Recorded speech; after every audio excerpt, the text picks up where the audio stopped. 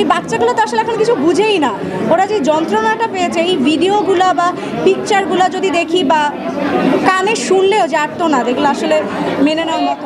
দুঃসময়ে মানুষের খারাপ সময়ে এই কাজগুলো করে, ভাড়া বেশি নেয়, পানির দাম বেশি নেয়, এরা আমি বলবো যে এনারা আসলে মানুষের পর্যায়ে পড়ে। দেখেছি যে একটা দুর্ঘটনা হচ্ছে, মানুষ অ্যাক্সিডেন্ট করে পড়ে আছে, কিন্তু সবাই এটা কখন ফেসবুকে আপলোড দিবে, কখন ডলার কামাবে, এইসব চিন্তাধারা থাকে। তো এইগুলো আসলে খুব নতুন নতুন আসছে, আমি এটার একদমই পক্ষপাতী না। আর আমার কাছে আসলে ভাবলেও অনেক অনেক খারাপ লাগে, মানে কে হেল্প না করে যদি সবাই ভিডিও করে তাহলে আসলে হেল্পটা করবে কি? আসলে ভীষণই মর্মান্তিক, সবার মতোই এটা নিয়ে আসলে আমি ওই দিন যেদিন দুর্ঘটনাটা হয়েছিল আমি নিজেই ছিলাম লুবনা হসপিটালে, আমি একটু সিক ছিলাম, তো ডক্টরের কাছে গিয়েছিলাম।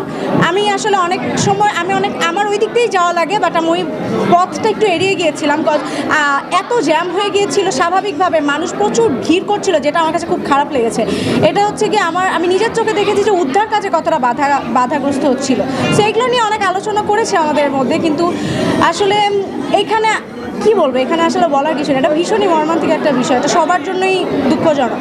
আর সবচেয়ে বেশি খারাপ লেগেছে যেহেতু বাচ্চাদের সাথে অন্যান্য যে কোনো কিছুর তুলনায় এই বাচ্চাগুলো তো আসলে এখন কিছু বুঝেই না, ওরা যে যন্ত্রণাটা পেয়েছে এই ভিডিওগুলো বা পিকচারগুলো যদি দেখি বা কানে শুনলেও যে আর্তনাদ, এগুলো আসলে মেনে নেওয়ার মতো না।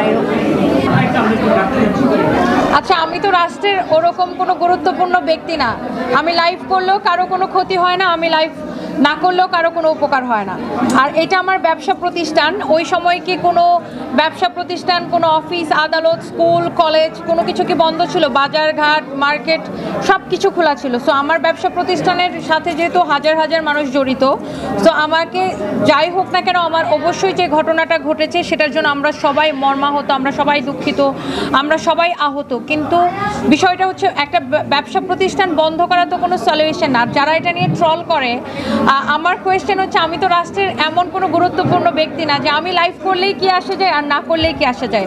মেইন ইস্যু হচ্ছে এত বড় একটা ঘটনা ঘটেছে, এতগুলো বাবা মায়ের বুক খালি হয়েছে, সেটা নিয়ে আমরা সবাই দুঃখ পাচ্ছি, সেটা নিয়ে মানুষ কথা বলবে।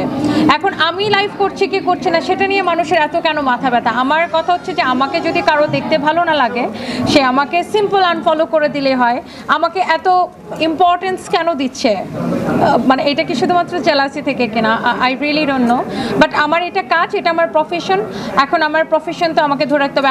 আপনারাও যেমন যে কোনো ঘটনা ঘটলে আপনারা আপনাদের ক্যামেরা নিয়ে দৌড়ান, বা যারা অফিস করে তারা, দেশের মধ্যে অনেক রকমের দুর্যোগ আসে, বাট সব কিছু তো চালু থাকতে হয়, কাজও তো করতে হয়। সো এটা আমার কাজ, আমাকে কাজ করতে হয়। যেহেতু আমার কোম্পানিতে আমি কোনো ফ্রিল্যান্সার না যে শুধু আমি নিজের একার জন্য কাজ করি, আমার কোম্পানির সাথে হাজার হাজার মানুষ জড়িত, আমাকে সবার কথা ভেবে কাজটা চালিয়ে রাখতে হয়, মনের মধ্যে যাই চলুক না কেন।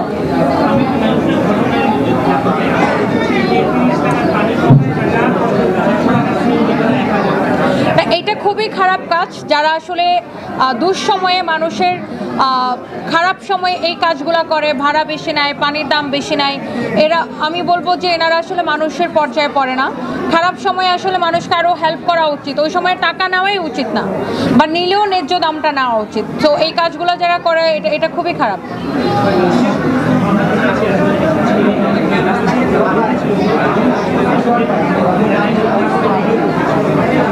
তাহলে বুঝেন আজকে আমাদের সমাজের অবস্থা কতটা অধপতনের দিকে আমরা যাচ্ছি।